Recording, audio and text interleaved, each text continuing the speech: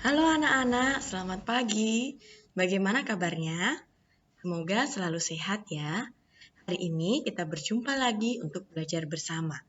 Hari ini kita akan belajar tema 8, peristiwa alam, subtema 2, kemarau. Dan pembelajaran yang akan kita pelajari yaitu pembelajaran yang pertama dan yang kedua. Anak-anak bisa membuka buku tematik halaman 58 sampai 69. Sebelum kita memulai pembelajaran, kita berdoa terlebih dahulu. Tangannya dilipat di depan dada, matanya terpejam. Dalam nama Bapa dan Putra dan Roh Kudus. Amin. Selamat pagi Tuhan Yesus, terima kasih atas segala berkat dan rahmat yang telah Engkau berikan hari ini. Hari ini kami akan belajar, sertailah dan dampingilah kami. Semoga kami dapat belajar dengan baik. Amin. Dalam nama Bapa dan Putra dan Roh Kudus. Amin. Nah, untuk memulai, supaya anak-anak semangat, kita akan melakukan salam tarakanita. Yuk siap-siap. Salam tarakanita. Satu hati, satu semangat, tarakanita. Yes. Sudah semangat? Baik, kita akan mulai belajar pada pagi hari ini. Tujuan pembelajaran kita pada pagi hari ini yaitu yang pertama, melalui kegiatan membaca teks, siswa dapat mengidentifikasi ungkapan kalimat pujian. Yang kedua, melalui kegiatan mengamati gambar, siswa dapat menentukan kegiatan di rumah yang berkaitan dengan aturan pemanfaatan air. Dan yang ketiga, melalui gambar, siswa dapat mengidentifikasi gerak anggota tubuh sesuai irama. Nah, itu merupakan tujuan pembelajaran kita pada pagi hari ini. Selanjutnya, Ibu memiliki teks bacaan. Judulnya Musim Kemarau. Yuk kita baca bersama-sama. Anak-anak mengikuti ya secara pelan-pelan ya. Musim kemarau. Indonesia mempunyai 2 musim. Musim hujan dan musim kemarau. Pada musim kemarau, hampir setiap hari langit cerah. Pada siang hari, matahari bersinar amat terang. Langit tampak biru dihiasi awan putih. Saat matahari terbenam, sinarnya berwarna jingga. Benda-benda terlihat berwarna keemasan. Pada malam hari, bulan bercahaya indah sekali. Bintang-bintang berkelip amat cantik. Tetapi, kemarau panjang dapat menyebabkan kekeringan. Di beberapa tempat mengalami kesulitan air bersih. Sawah petani pun menjadi kering. Air sangat penting untuk kehidupan. Kita harus menghemat air agar tidak kekeringan. Nah, ini merupakan bacaan musim kemarau. Jadi, Indonesia itu memiliki 2 musim. Ada yang ingat apa saja? Musim hujan dan musim kemarau. Ketika musim hujan, pasti akan sering hujan, akan sering turun hujan. Nah, namun ketika musim kemarau, hampir setiap hari langit cerah. Kalau musim hujan kan langitnya mendung, tertutup oleh awan. Tetapi kalau musim kemarau, langitnya pasti cerah, matahari bersinar terang. Langit dihiasi awan putih. Kalau musim hujan, langit dihiasi awan hitam. Nah, saat matahari terbenam, sinarnya berwarna jingga. Itu menandakan bahwa itu adalah musim kemarau. Nah, namun pada saat musim kemarau panjang dapat menyebabkan kekeringan. Kekeringan itu apa? Kita mengalami kesulitan air. Nah, jadi air yang ada di dalam tanah itu semakin sedikit. Nah, jadi kalau musim kemarau apa yang harus kita lakukan? Kita harus menghemat air agar tidak kekeringan. Kalau kita membuang-buang air, nanti bisa-bisa kekeringan. Kalau kekeringan bagaimana? Kita tidak bisa minum, kita tidak bisa makan, kita tidak bisa mandi. Nah, mau tidak mandi, tidak makan, tidak minum? Kalau tidak mau berarti kita harus menghemat air saat musim kemarau supaya tidak kekeringan. Selanjutnya, coba dilihat. Nah, ini merupakan kegiatan yang dilakukan Siti dan teman-temannya saat musim kemarau. Mereka bermain. Udaranya sangat panas. Karena apa? Karena matahari terik. Jadi cerah, panas. Nah, apa yang mereka lakukan? Mereka bermain bola. Nah, anak-anak pandai bermain bola. Pasti setiap anak memiliki kegemaran atau kepandaian yang berbeda-beda. Ada yang pandai bermain bola, ada yang pandai bermain kasti, ada yang pandai bermain basket. Nah, dan masih banyak lagi. Tidak semuanya itu pandainya sama. Nah, di sini ada cerita, ada percakapan. Nah, ada Siti dan juga Lani. Coba. Kamu pandai sekali main tapak gunung. Kakimu kuat sekali, bisa melompat satu kaki. Nah, wah, terima kasih Siti. Pujianmu membuat hatiku senang. Kamu memang baik hati. Nah, ini percakapan antara Siti dan Lani. Siti memuji Lani bahwa Lani pandai sekali main tapak gunung. Kaki Lani kuat sehingga dapat meloncat dengan satu kaki. Nah, itu pujian dari Siti untuk Lani. Dan Lani menjawab, terima kasih Siti, pujianmu membuat hatiku senang. Nah, kalimat pujian itu terlihat dari mana? Nih, kamu pandai sekali main tapak gunung. Itu merupakan kalimat pujian. Kita memuji orang lain atas kepandaian mereka. Nah, selanjutnya, nih, Dayu tadi bermain bersama Beni. Ya, bagaimana permainannya? Nah, Lani bertanya, Dayu tadi bermain bersama Beni ya? Bagaimana permainannya? Nah, selanjutnya dijawab, keseimbangan badan Beni sangat bagus. Ia bisa berjalan dengan egrang, tidak pernah jatuh. Hebat! Nah, ini juga merupakan kalimat pujian dari mananya? Nah, ini keseimbangan Beni sangat bagus dan juga dikatakan hebat.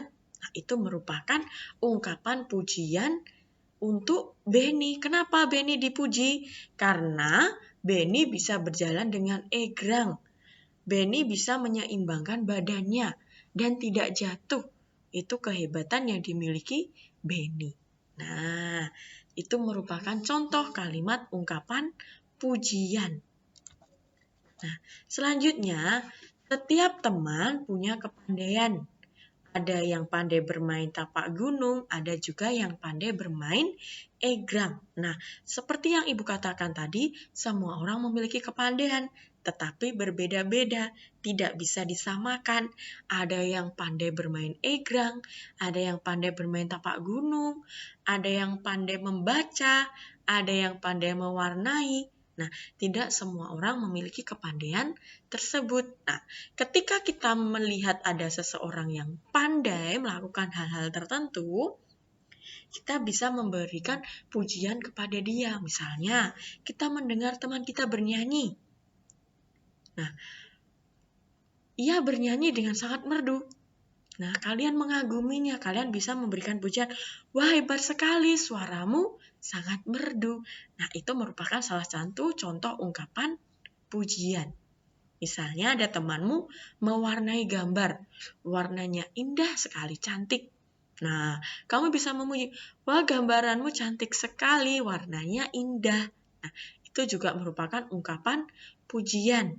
Nah, ketika teman kalian memiliki sesuatu yang bagus atau memiliki kepandaian, kalian bisa memujinya. Nih, kalimat pujian diungkapkan untuk menyampaikan kehebatan atau kepandaian dari seseorang dalam suatu hal. Hargailah temanmu yang memiliki kepandaian dengan mengungkapkan kalimat pujian. Jika dipuji, kita harus mengucapkan terima kasih. Nah, ketika kita dipuji, kita tidak boleh malah sombong. Iya dong, aku emang pintar bernyanyi. Iya dong, aku emang pintar melukis. Itu tidak boleh, itu namanya sombong. Tetapi ketika kita dipuji, kita harus mengungkapkan ucapan terima kasih. Nah, itu yang harus dilakukan. Selanjutnya, hari telah siang, matahari bersinar terik. Saatnya pulang untuk beristirahat. Setelah tiba di rumah, Siti mencuci tangan. Setelah mencuci tangan, Siti menutup keran air. Pada musim kemarau, hujan tidak turun. Persediaan air bersih semakin sedikit. Saat di rumah, Siti berhemat air bersih. Nah, ketika tadi Siti habis bermain dengan teman-temannya, Siti pulang ke rumah untuk beristirahat. Setelah tiba di rumah, apa yang dilakukan Siti? Siti mencuci tangan. Saat mencuci tangan, pasti kita mencuci tangan di keran air. Kita mencuci tangan menggunakan sabun. Setelah mencuci tangan, harusnya keran air langsung dimatikan. Kenapa? Karena kalau tidak dimatikan, berarti nanti air akan terbuang sia-sia. Sedangkan ketika musim kemarau, hujan tidak turun. Kalau kita membuang air dengan sia-sia, pasti stok air akan menipis. Kita akan kehabisan air ketika kemarau. Nah, jadi apa yang harus kita lakukan ketika kita mencuci tangan? Setelah itu kita tutup keran airnya, kita matikan keran airnya supaya berhemat air seperti yang dilakukan oleh Siti. Nah, menutup keran air itu juga merupakan aturan menghemat air di rumah. Nah, bagaimana caranya menghemat air di rumah? Nah, di sini Ibu memiliki tips-tipsnya. Amati aturan di rumah Siti untuk menghemat air bersih. Yang pertama ini, Siti sedang menyiram tanaman. Siti menyiram tanaman menggunakan air bekas cucian beras. Nah, ketika ibu kalian memasak, pasti akan menanak nasi. Nah, sebelum berasnya akan dimasak, pasti kita cuci dulu supaya bersih. Nah, air bekas cucian beras itu bisa digunakan untuk menyiram tanaman. Nah, air bekas tadi digunakan untuk menyiram tanaman dan tanamannya juga akan subur karena itu juga merupakan pupuk. Nah, selanjutnya keran air nih. Setelah digunakan, keran air ditutup dengan rapat. Mau mencuci piring, mau mencuci baju, mau mandi, setelah kita menggunakan harus ditutup. Keran airnya harus dimatikan supaya tidak terbuang sia-sia airnya. Kita sedang cuci tangan atau kita mencuci piring, kita tidak menutup kerannya. Berarti kan itu membuang air dengan sia-sia. Selanjutnya, menabur pupuk kompos daun di sekitar tanaman. Kompos akan menyimpan air lebih lama. Nah, kalau anak-anak punya tanaman, kalian menaburkan kompos daun di sekitar tanaman. Nah, kompos daun itu apa? Daun-daun kering, daun-daun yang sudah jatuh-jatuh dari pohonnya itu dikumpulkan. Nah, itu akan menjadi kompos. Kompos itu dapat digunakan untuk pupuk. Nah, di sini kompos juga dapat menyimpan air lebih lama. Nah, selanjutnya mematikan keran saat menyabuni piring. Nah, itu merupakan kegiatan yang dapat dilakukan untuk menghemat air bersih. Supaya apa? Supaya saat musim kemarau kita tidak kehabisan air. Kalau kehabisan air, kita tidak bisa mandi, kita tidak bisa minum, kita tidak bisa makan, kita tidak bisa melakukan segala aktivitas. Karena air itu merupakan kunci utama kita atau kita sangat membutuhkan air. Nah, selanjutnya Ibu memiliki teks lagi. Ayo menari. Sore hari cuaca cerah. Siti menjemput Lani dan Dayu. Mereka bersama-sama ke balai desa. Mereka akan berlatih menari bersama. Gerak badan, tangan, dan kaki. Tangan terentang lalu berayun. Kaki meloncat ke kanan dan ke kiri. Gelengkan kepala lalu putar badan. Gerakan tubuh ikuti hitungan. Nah, di sini Ibu akan mengajak kalian untuk melihat gerakan tari menirukan burung. Ibu memiliki gambar. Nah, yang pertama menirukan gerakan burung mengepakkan sayap.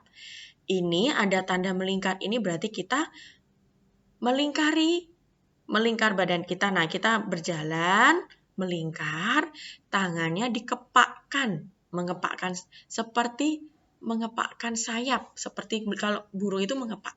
Nah, tangannya ke bawah ke atas nih. sambil berjalan melingkar, tangannya ke bawah, 1, terus 2 ke atas, 3 ke bawah lagi. Nah, itu merupakan contoh gerak menirukan burung mengepakkan sayap.